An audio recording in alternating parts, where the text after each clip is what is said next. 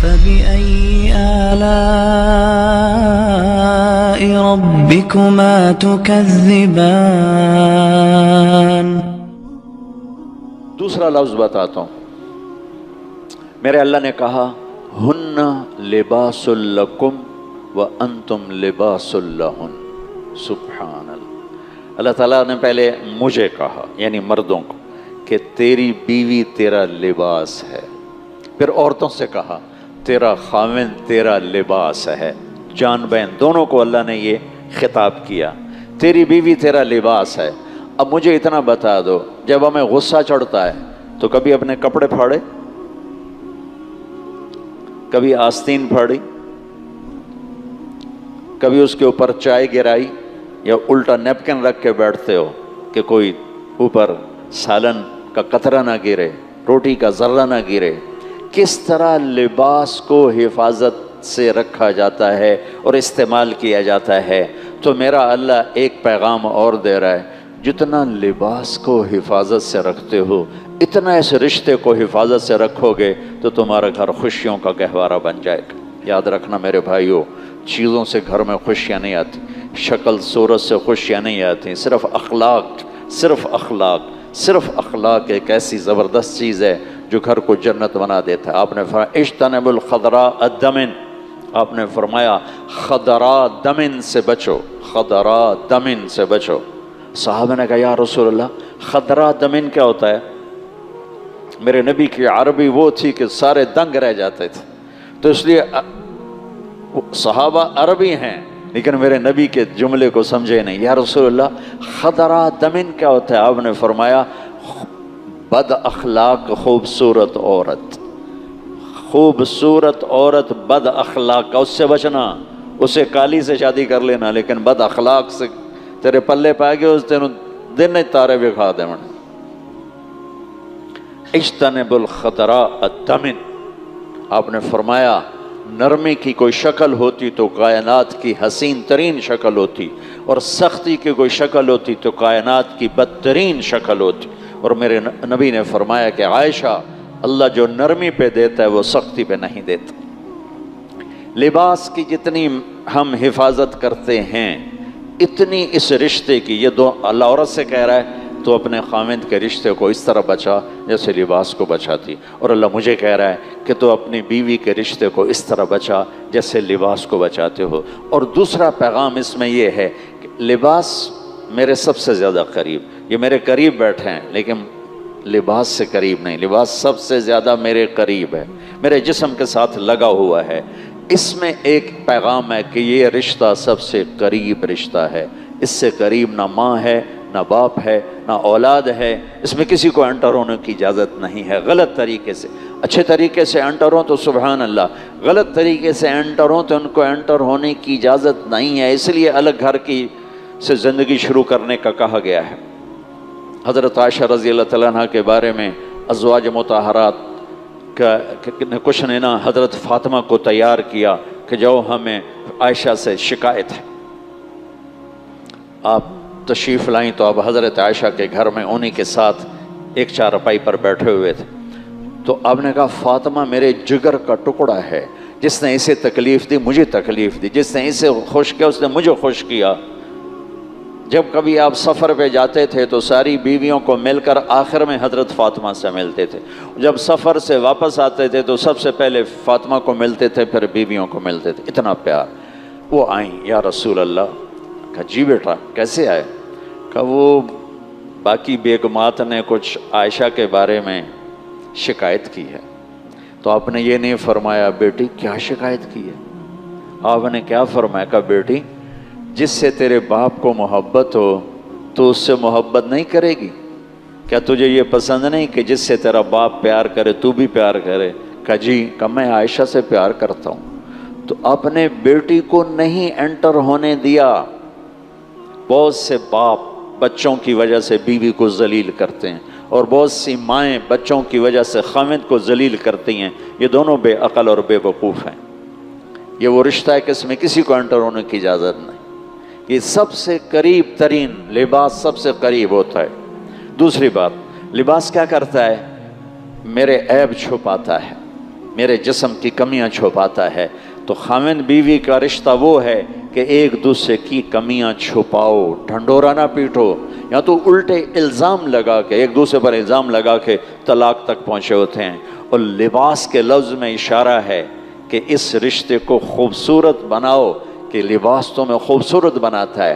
لباس میں اشارہ ہے کہ لباس تیرے عیب چھپاتا ہے، تو اپنی بیوی کی کمیاں چھپا، بیوی اپنے خامد کی کمیاں چھپائے، اس کی شکایت نہ بنائے ورنہ گھر اجڑ جائے۔ اور آج کل کے بڑے بھی اتنے نادان ہیں کہ نہ انہیں چھوٹوں کو لے کے چلنا آتا ہے، نہ وہ الجھ جائیں تو انہیں سلجھانا آتا ہے، وہ الٹا اور دو چار لکڑی پا کے آگ ہور بال کے آ جاندے۔ میرے نبی حضرت کس گھر میں جھگڑا نہیں ہوتا؟ میرے نبی حضرت فاطمہ سے ملنے آئے، وہ اداس، ذرا پریشان۔ آپ نے کہا فاطمہ کیا ہوا؟ کہا یا رسول اللہ میرا اور علی کا جھگڑا ہو گیا۔ اس سے خوبصورت جوڑی میں اور کہاں سے بیان کر؟ میرے نبی کے بعد کائنات کی حسین ترین جوڑی ہے علی و فاطمہ۔ آپ نے کہا علی کہاں گیا؟ کہا جی باہر نکل گئے۔ جنت میں کیا مقام ہے؟ کہا آپ نے فرمایا فاطمہ تو، میں، حسن، حسین، علی، ہم پانچوں قیامت میں اکٹھے ہوں گے۔ مقام اتنا بڑا ہے۔ اور دنیا میں کیا ہو رہا ہے؟ جو ہونا چاہیے، جھگڑا ہو گیا۔ کہ علی کہاں ہے؟ کہا جی باہر چلے گئے۔ تو اب آپ نے یہ نہیں کہا میں سسر ہوں، بیٹی والا ہوں، میں داماد کے پیچھے جاؤں، آپ خود چل پڑے۔ کسی سے نہیں فرمایا علی کو بلا کے لاؤ، خود ڈھونڈنے نکلے۔ جا کے دیکھا تو مسجد میں لیٹے پڑے تھے، اور چادر ہٹ گئی تھی تو مٹی لگی تھی کمر پہ، سوئے ہوئے تھے۔ تو آپ نے اسے اٹھایا، ابو تراب اٹھو۔ اٹھ کے بیٹھے تو اللہ کا نبی گھبرا گئے، تو آپ نے ان کا ہاتھ پکڑا، کہا آؤ میرے ساتھ، اور سیدھے گھر لے گیا۔ جا کے بٹھا کے معاملہ نہیں شروع، ہاں بھائی بولو فاطمہ کیا ہوا، ہاں بھائی علی بولو کیا ہوا۔ جو اس طرح کرتے ہیں نا وہ اور لڑا دیتے ہیں۔ جاتے ہیں صلح کرانے، وہ دو چار لتر ہور پوا کے آ جاتے۔ میرے نبی نے یہی نہیں کیا کہ ہاں علی کیا مسئلہ تھا، فاطمہ کیا مسئلہ تھا۔ آپ لیٹ گئے زمین پر لیٹ گئے۔ ادھر حضرت علی کو لٹایا، کہا ادھر آؤ۔ ادھر حضرت فاطمہ کو لٹایا، فاطمہ ادھر آؤ۔ دیکھنا علی کا ہاتھ پکڑ کے اپنے یہاں رکھا، ادھر سے فاطمہ کا ہاتھ پکڑ کے علی کے ہاتھ پہ رکھا، اور فاطمہ کے ہاتھ پہ اپنا ہاتھ رکھا۔ اب یہ علی کا ہاتھ، یہ فاطمہ کا ہاتھ، یہ میرے نبی کا ہاتھ۔ اور آپ نے فرمایا بچو بولو ہماری صلح ہو گئی، بولو ہماری صلح ہو گئی۔ تو دونوں نے کہا ہماری صلح ہو گئی۔ تو اتنے خوش ہوئے کہ اے نور، چہرے سے نور نکلنے لگا۔ جب آپ باہر نکلے تو صحابہ نے فیل کیا یا رسول اللہ آپ بڑے خوش نظر آ رہے ہیں۔ فرمایا میں علی و فاطمہ کی صلح کرا کے آ رہا ہوں۔ اس لیے بھائیو، جب کسی کی بیٹی کو لے کے جاؤ تو اللہ کے واسطے سلوک اچھا کرو، اسے نوکرانی نہ بناؤ، اسے عزت دو، اور اپنی وسعت کے مطابق ان پہ خرچ کرو، ان کو دے کے خوش ہو، ان سے حساب نہ مانگو۔ اللہ تعالیٰ نے تمہاری آنے والی نسل اس بچی کے ساتھ جوڑی ہے، ایسے ہی بچی کے ذمہ ہے کہ وہ جس گھر جا رہی ہے اسے اپنا گھر بنا لے، بچے کے والدین کو اپنے ماں باپ بنا لے، اس کی بہنوں کو اپنی بہنیں بنا لے، پیچھے جو چھوڑ کر آئی ہے تو انہیں ماں باپ بنا لے۔ اگر دونوں طرف سے یہ ہو تو کتنا خوبصورت سسٹم ہو جائے۔ لیکن دونوں طرف سے کھچاؤ پیدا ہوتا ہے، جس کی ابتدا 99% سسرال سے ہوتی ہے، 1-2% لڑکی ایسی بے وقوف ہوتی ہے کہ وہ آتے ہی اجاڑے شروع کر دیتی ہے۔ ورنہ جتنے حالات میں سنتا ہوں اس میں 98-99% لڑکے اور لڑکے کے والدین کا اور عزیزوں کا ہاتھ ہوتا ہے۔ بھائیو کوشش کرو ہم رشتوں کو خوبصورت بنائیں، رشتوں کو آگ نہ لگائیں، اپنی زبان کے بول کو میٹھا رکھیں، زبان کے بول کو خوبصورت رکھیں تو رشتے آباد ہو جاتے۔ اور تیسری بات لفظ لباس میں ہے کہ لباس ہم اپنی پسند کا پہنتے ہیں۔ جب آدمی بڑا ہو جاتا ہے، چھوٹا ہوتا ہے تو ماں باپ پہنا دیتے ہیں، جب بڑا ہو جاتا ہے تو کہتا نہیں مجھے یہ کلر نہیں چاہیے، مجھے یہ کلر چاہیے، میں نے کاٹن لینی، اور میں نے واش اینڈ ویئر لینا ہے، میں نے گرم لینا ہے، میں نے ٹھنڈا لینا ہے، میں نے نیلا رنگ لینا ہے، میں نے سب ہم اپنی پسند کا کپڑا لیتے ہیں. ماں باپ بھی کہتے ہیں ٹھیک ہے اب تم بڑے ہو گئے ہو. لباس کے لفظ میں اشارہ ہے کہ اس میں لڑکے لڑکی کی پسند کو ضرور پوچھا جائے اور اس کا خیال کیا جائے. اگر میری بیٹی مجھے کہہ دے کہ مجھے یہاں شادی نہیں کرنی تو وہ میری نافرمان نہیں، اس نے شریعت کا حق استعمال کیا ہے. میرا بیٹا کہہ دے کہ ابا میں یہاں شادی نہیں کر سکتا تو یہ اس کا حق ہے، وہ کہہ سکتا ہے میں نہیں کر سکتا، کہ زندگی ان بچوں نے گزارنی ہے. ہم اپنی رائے مسلط کر دیتے ہیں، نہیں بس ایتھے ہی کرنی ہے. خاص طور پر ہمارے دیہاتوں میں بچی تو گائے کی طرح ہے، جدھر اس کو رسی سے باندھ دو وہ بیچاری بندھ جاتی ہے. پوچھنا ہوتا ہے، پوچھو، بیٹے سے رائے لو، بیٹی سے رائے لو. وہ ہاں کرے پھر قدم اٹھاؤ، وہ انکار کر دے تو اسے نافرمان نہ سمجھو. اور قوم نہ دیکھو، جوڑ دیکھو. جوڑ جہاں بنے وہاں شادی کر دو. میرے نبی نے اپنی خاندان میں بھی کی. حضرت عائشہ، حضرت ام سلمہ، حضرت ام حبیبہ، حضرت خدیجہ، حضرت حفصہ، حضرت زینب، اور اپنے قوم میں کی حضرت جویریہ، حضرت میمونہ. یہ اپنی قوم ہے، پہلے خاندان کی ہیں پھر قوم ہے. پھر قوم سے باہر کی حضرت صفیہ، یہودی قبیلے بنو قریظہ میں سے ہیں، آپ نے ان سے شادی فرمائی. اور ان بتوں کو پاش کیا کہ رشتوں میں مناسبت دیکھو، یہ نہ دیکھو کہ بس ہم چنیوٹیاں جی کرنا ہے اور ہم میمن میں ہی کرنا ہے، یہ نہ دیکھو.